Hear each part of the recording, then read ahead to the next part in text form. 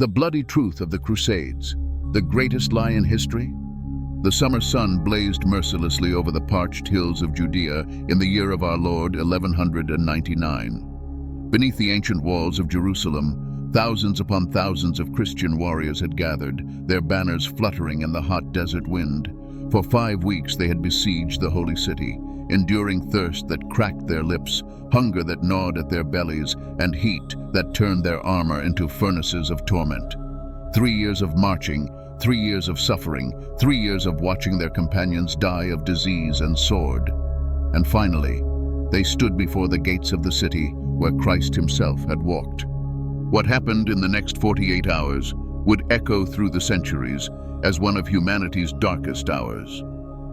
The chronicles tell us that blood ran so deep in the streets that it reached the horses' bridles. Though this was surely an exaggeration, the very fact that Christian monks wrote such words reveals the horror of what transpired. Children were torn from their mothers' arms and dashed against stones. Old men who could barely walk were cut down where they stood. Women were violated before being slaughtered. And all of this, every terrible act, was done in the name of the Prince of Peace. In our history books, we read a simple sentence: the Crusaders captured Jerusalem. But what really happened during those holy wars waged in God's name? What truths have been buried beneath centuries of romantic tales of noble knights and glorious conquests? Today, we tear away the veil of legend and expose the raw, bloody reality that changed the world forever. The story begins not in the dust and blood of the Holy Land, but in the corridors of power in Rome. On a cold November day in the year 1095, Pope Urban II stood before an enormous crowd in the French city of Clermont. He was not merely a religious leader, he was a masterful politician who understood that Europe was tearing itself apart from within. Noble fought noble, brother slew brother, and the continent hemorrhaged from 1,000 internal wounds. Urban's speech that day was a calculated masterstroke. The infidels have defiled the holy places, he thundered. Christian pilgrims are tortured and killed. The very tomb of our Lord is trampled by the feet of pagans. The crowd roared in response. Deus vult, they cried. God wills it. These 2 words would become the battle cry for 2 centuries of bloodshed. But the Pope's motivations were not purely spiritual. By directing Europe's violent energies eastward, he accomplished several goals simultaneously. He redirected the aggression that was destroying Christian kingdoms. He increased the Church's power over secular rulers. And perhaps most cynically, he offered a solution to Europe's surplus of landless knights and desperate peasants. Go east, take what you can, and call it holy work. The response was overwhelming. Warriors, merchants, nobles, and beggars alike took up the cross. But their motivations were as varied as their stations in life. Some truly believed they were serving God. The promise of complete absolution, forgiveness for every sin, past and future, was an offer many could not refuse. Imagine a man who had murdered, stolen, violated every commandment, suddenly told that all could be washed clean if he simply marched east and killed the enemies of Christ. Others saw opportunity. Younger sons, denied inheritance by the laws of primogeniture, dreamed of carving out kingdoms in the East. Merchants calculated the wealth that could flow from controlling trade routes to the Orient. And for the truly desperate, those fleeing justice, escaping debts, running from failed lives, the crusade offered a fresh start, no questions asked. But there was something darker at work, something that would poison the entire enterprise from the very beginning. The preachers who stirred up crusading fervor did not merely call for the liberation of Jerusalem. They preached that Muslims, Jews, and all non-Christians were less than human, servants of Satan who deserved no mercy. This dehumanization would have terrible consequences even before a single crusader set foot in the Holy Land. The first victims of the Crusades were not Muslims defending their lands, but Jewish communities in the Rhine Valley. In the spring and summer of 1096, as the first waves of crusaders gathered and marched, they asked themselves a terrible question: why travel thousands of miles to kill God's enemies when God's enemies lived among them? In the city of Mainz, a mob of crusaders surrounded the Jewish quarter. They offered a choice: baptism or death. The rabbi stood before his congregation and spoke words that would be remembered for centuries. Our ancestors chose death over apostasy when the Romans destroyed our temple. Shall we do less? What followed was a scene of such horror that even the Christian chroniclers who recorded it struggled to find words. Mothers killed their own children rather than see them forcibly baptized. Fathers slit the throats of their families before taking their own lives. Those who refused to convert were hacked to pieces in the streets. One chronicle records that the killers had to wade through blood that reached their ankles. Another tells of a young woman who threw herself from a tower rather than submit to rape and forced conversion. This scene repeated itself in city after city: Worms, Cologne, Speyer. Before the Crusaders even reached the Holy Land, they had already murdered thousands upon thousands of innocent people, and they did so while singing hymns and praising God. This was the first great pogrom in European history, a template of horror that would be repeated again and again for centuries to come. As the Crusader armies moved eastward, they proved themselves to be a threat to everyone, friend and foe alike. When they reached the territories of the Byzantine Empire, a Christian realm that had defended Europe from Eastern invasions for centuries, the Crusaders showed their true nature. They pillaged Christian villages, raped Christian women, and burned Christian churches. The Byzantine Emperor Alexios Komnenos had asked the Pope for a few thousand professional soldiers to help defend his borders. Instead, he got vast mobs of undisciplined warriors who treated his empire like conquered territory. A Byzantine chronicler wrote with bitter irony, "We asked for a shield against the Turks. Instead, God sent us a plague of locusts that devours everything in its path." The Crusaders, in their arrogance, despised the Byzantines. They saw the refined court ceremonies, the silk robes, the diplomatic subtlety, and they dismissed it all as weakness and effeminacy. "These are not true men," one Frankish knight wrote in disgust. They could not understand that Byzantine civilization had survived for 8 centuries precisely because it valued intelligence and diplomacy over brute force. After 3 years of marching, fighting, and dying, the Crusaders finally reached Jerusalem in early June of 1099. The city they beheld was not merely a strategic prize, it was the center of the world, the place where heaven and earth had touched, where Christ had been crucified and risen. For these warriors, many of whom had lost everything to reach this moment, Jerusalem represented the culmination of all their suffering and sacrifice. If you're finding this journey into the darkest chapters of history fascinating, then don't forget to subscribe to our channel. Hit that button now so you won't miss our upcoming videos where we continue to uncover the truths that history books often hide. The siege lasted 5 brutal weeks. The defenders of Jerusalem, mostly Egyptian soldiers with some local militia, fought bravely. But the Crusaders were desperate men, knowing that a massive relief army was marching from Egypt to break the siege. On the 15th of July, after days of brutal assault, the Crusaders finally broke through the walls. Raymond of Aguilera, a chaplain who witnessed what happened next, wrote an account that still has the power to shock nearly a millennium later. Wonderful things were to be seen. Numbers of the Saracens were beheaded. Others were shot with arrows or forced to jump from the towers. Others were tortured for several days and then burned in flames. In the streets were seen piles of heads and hands and feet. One rode about everywhere amid the corpses of men and horses. But Raymond's chronicle, horrifying as it is, still sanitizes the truth. He does not dwell on the screams of children being torn apart. He does not describe in detail how pregnant women were cut open. He does not tell us about the Crusaders who spent hours torturing their victims for entertainment, or those who made sport of seeing how many people they could kill with a single sword stroke. The Jewish community of Jerusalem, perhaps 1,000 souls, fled to their main synagogue seeking sanctuary. The Crusaders barred the doors from outside and set the building ablaze. Those who tried to escape the flames were driven back at sword point.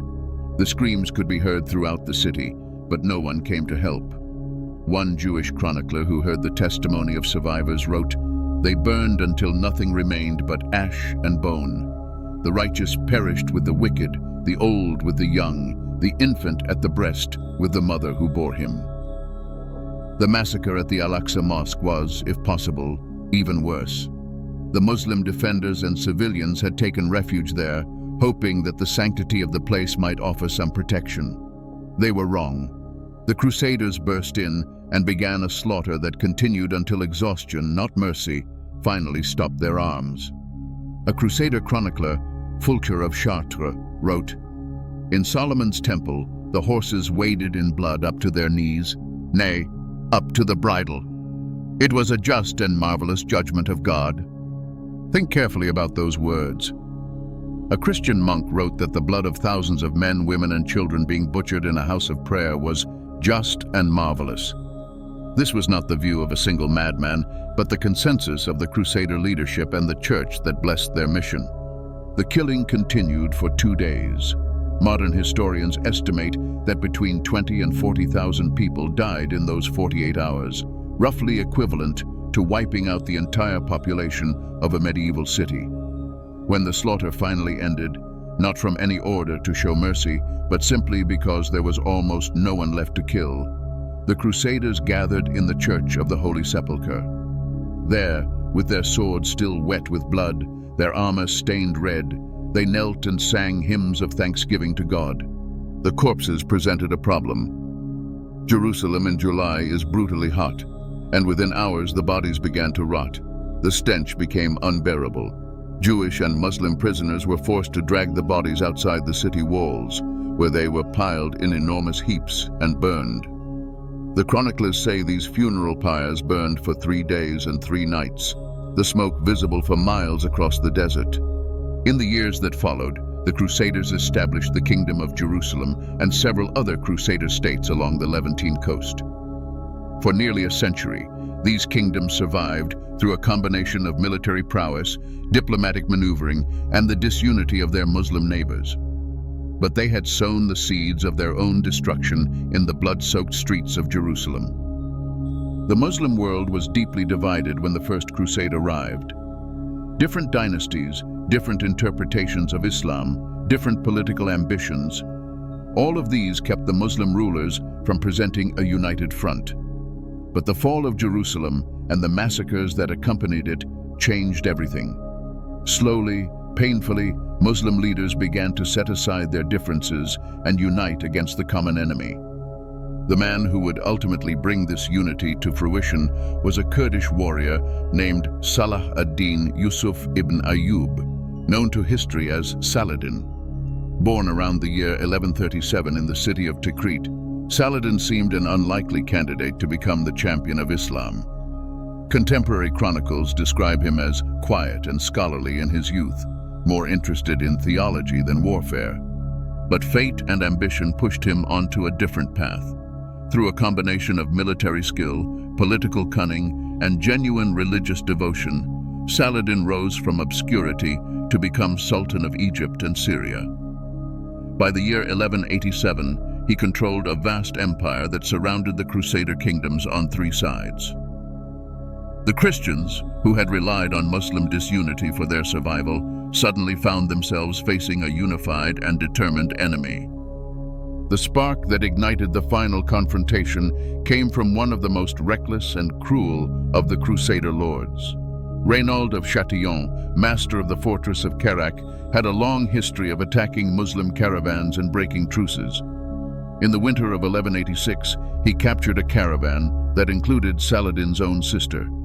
The pilgrims were robbed, the women violated, and several people killed. When Saladin heard of this atrocity, he swore a solemn oath before God that he would personally kill Rhineland with his own hands.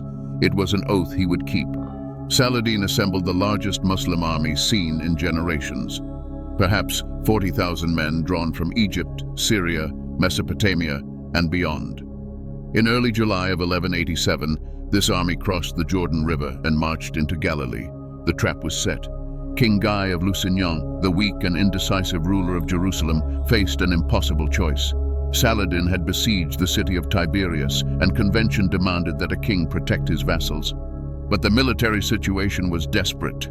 To reach Tiberias, the Crusader army would have to march for miles across waterless hills in the blazing summer heat, all while being harassed by Saladin's mobile cavalry.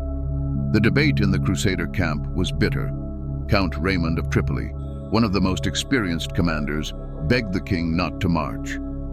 "It's a trap," he pleaded. "Saladin wants us to leave our fortified positions. If we stay here, we're safe. His army is too large to maintain in the field for long. Time is on our side." But Gérard de Riedefort, Grand Master of the Templars, accused Raymond of cowardice and even treason.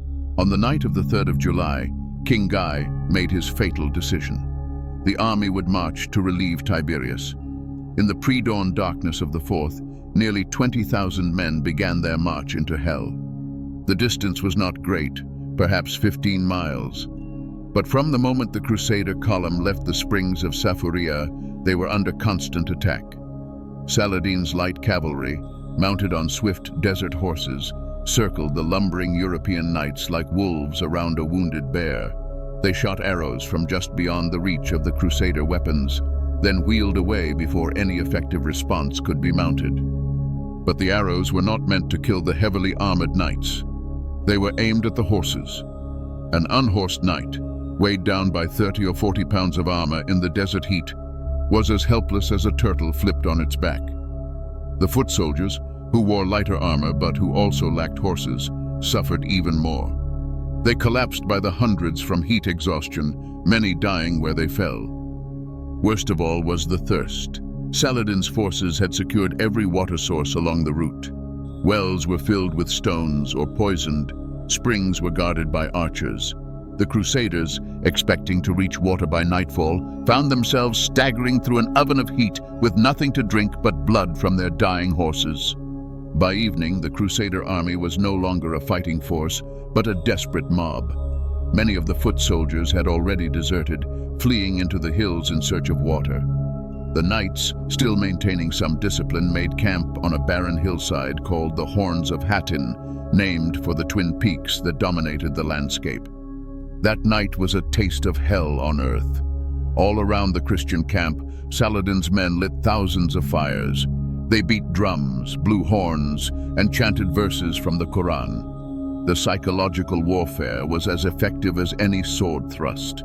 The Crusaders, tormented by thirst, could see the fires reflected in the waters of the Sea of Galilee, tantalizingly close yet impossibly far. An Arab chronicler, Ibn al-Athir, described that night. The Christians were like lost souls. Their tongues were swollen with thirst, their eyes red as blood. They could not sleep, for our warriors surrounded them with fire and noise. When the morning came, they were already defeated men, though the battle had not yet begun. At dawn on the 4th of July, 1187, Saladin launched his final assault. The attack came from all sides simultaneously, a coordinated assault by disciplined troops against an enemy that could barely stand. Count Raymond of Tripoli tried to lead a charge to break through the encirclement, and he nearly succeeded. With a few hundred knights, he smashed into the Muslim lines and actually broke through. But when he looked back, he saw that no one had followed him. The rest of the army was trapped. The Crusader infantry broke first. The foot soldiers, maddened by thirst and terror, threw down their weapons and begged for mercy or water. The knights fought on with desperate courage, but courage without water, without rest, without hope, could not prevail. They retreated to a small hill near the Horns, where they made their final stand around the relic of the true cross, the holiest symbol of their cause. King Guy himself fought bravely in those final moments, but bravery could not change the outcome. By midday, it was over. Of the 20,000 men who had marched out of Safuria 2 days earlier, barely 3,000 escaped. The true cross, that sacred relic, was captured and would never be recovered. King Guy and most of his nobles were taken prisoner. The scene in Saladin's tent after the battle has been preserved in vivid detail by multiple chroniclers. The Sultan received King Guy and Rhineland of Châtillon with elaborate courtesy. He offered Guy a cup of water. By the customs of Arab hospitality, this meant Guy was under his protection. But when Rhineland reached for the cup, Saladin stopped him. "I did not give you water," he said. "You are not my guest." Then Saladin turned to Rhineland and recited a litany of his crimes: the broken truces, the murdered pilgrims, the captured caravans. Rhineland, even in defeat, remained defiant and arrogant. "Kings have always acted thus," he sneered. "I have done nothing unusual." Saladin stood, drew his sword, and with a single stroke beheaded Rhineland of Châtillon. His oath was fulfilled. The aftermath of Hattin was swift and devastating for the Crusader kingdoms. With almost no military forces left to defend them, cities and castles surrendered one after another. Acre fell within days. Haifa, Caesarea, Jaffa, all capitulated. By September, Saladin stood before the walls of Jerusalem itself. The contrast with what happened next is stark and revealing. When the Crusaders took Jerusalem in 1099, they massacred nearly everyone. When Saladin took Jerusalem in 1187, he offered terms. Every Christian who could pay a ransom would be freed. Those who could not pay would become slaves, harsh by modern standards, but merciful by medieval ones. Baron Balian of Ibelin, who commanded Jerusalem's desperate defense, pointed out that 20,000 people in the city had no way to pay. Saladin, after negotiation, agreed to free 7,000 of the poorest for a lump sum. The rest he allowed to depart with whatever they could carry. Not a single person was killed in the conquest of Jerusalem. This magnanimity was not purely humanitarian, it was calculated policy. Saladin knew that other Christian cities would surrender more easily if they knew they would be treated fairly. But it was also a reflection of his character and his faith.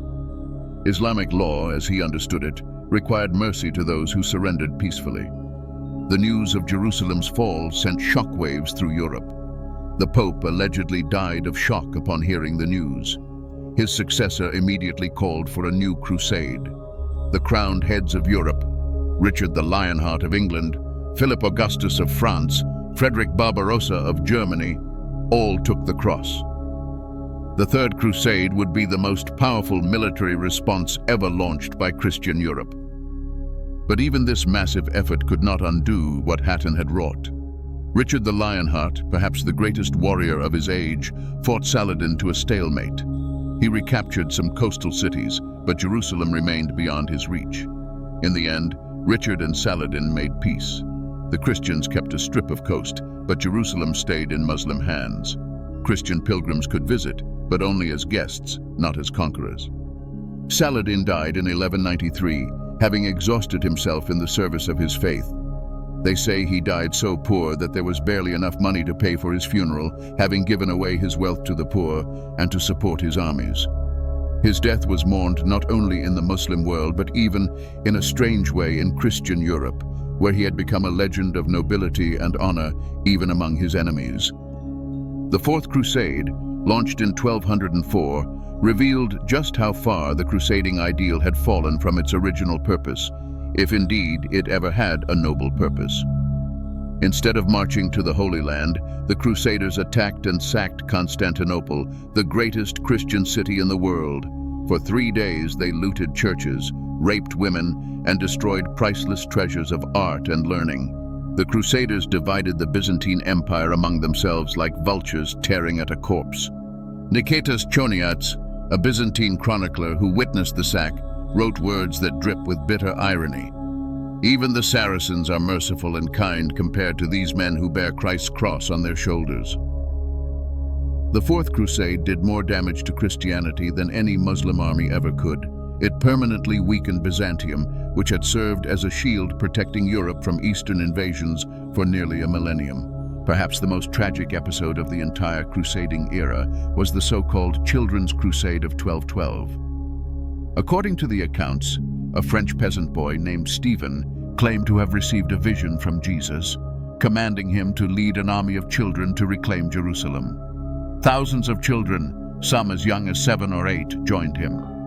They set out with no weapons, little food, and absolute faith that God would part the Mediterranean Sea for them as he had parted the Red Sea for Moses. The sea did not part. Most of the children died of hunger, disease, or exposure. Those who reached the coast were met by merchants who offered to transport them to the Holy Land. These merchants were actually slave traders who shipped the children to North Africa and sold them in Muslim slave markets. The church and secular authorities did nothing to stop this tragedy. Some priests actively encouraged children to join, preaching that their innocence would succeed where sinful adults had failed. It was a grotesque perversion of faith, and it resulted in the deaths or enslavement of thousands of children. The Crusades continued sporadically for another century, but the dream of a permanent Christian kingdom in the Holy Land was dead. The last major Crusader stronghold, Acre, fell in 1291. The military orders, the Templars and Hospitallers, retreated to Cyprus and Rhodes, eventually to Malta. Some kept fighting, but the cause was lost. So what is the truth about the Crusades? They were not, as romantic legend would have it, a noble struggle of brave knights defending the faith. Nor were they, as some modern critics claim, simply early colonialism dressed in religious garb. The truth is more complex and more disturbing. The Crusades were a toxic mixture of genuine religious devotion, naked political ambition, economic opportunism, and simple human violence. Some Crusaders truly believed they were serving God. Others were cynical opportunists who used the cross as an excuse for rape and plunder. Most were probably somewhere in between, ordinary people caught up in extraordinary events, capable of both remarkable courage and horrifying cruelty. What we can say with certainty is that the Crusades were marked by atrocities on a massive scale. The massacres in Jerusalem, in Constantinople, in the Rhine Valley, these were not aberrations, but defining features of the Crusades. The violence was not a bug in the system, it was the system itself. We can also say that the Crusades fundamentally changed the relationship between Christianity and Islam. Before the Crusades, these two faiths coexisted with varying degrees of tension and cooperation. After the Crusades, they were defined by mutual hostility and suspicion that persists to this day. When modern extremists on both sides invoke the Crusades, they are not just citing ancient history, they are tapping into wounds that never fully healed. The legacy of the Crusades is everywhere, even if we don't always recognize it. The distrust between East and West, the association of religion with violence, the tendency to dehumanize our enemies, all of these have roots in the crusading era. When politicians speak of crusades against terrorism or holy wars against infidels, they are reaching back 8 centuries to a time when faith and violence were so thoroughly mixed that they became indistinguishable. If you've made it this far in this journey through one of history's darkest chapters, then you're clearly someone who values truth over comfortable myths. Please subscribe to our channel and hit the like button. Share this video with others who want to understand history as it really was, not as we wish it had been. Leave a comment telling us what surprised you most about the true story of the Crusades. Perhaps the most important lesson we can draw from the Crusades is not about the past, but about the present. We still live in a world where people commit atrocities in the name of God, where dehumanization of the enemy makes violence acceptable, where absolute certainty about one's own righteousness leads to terrible acts. The Crusaders believed they had God on their side, that their cause was just, that the ends justified any means. We must ask ourselves, when we hear someone claim that God supports their violence, that their cause justifies any action, that their enemies are less than human, are we witnessing history about to repeat itself? The answer to that question may determine whether we learn from the past or are condemned to relive it.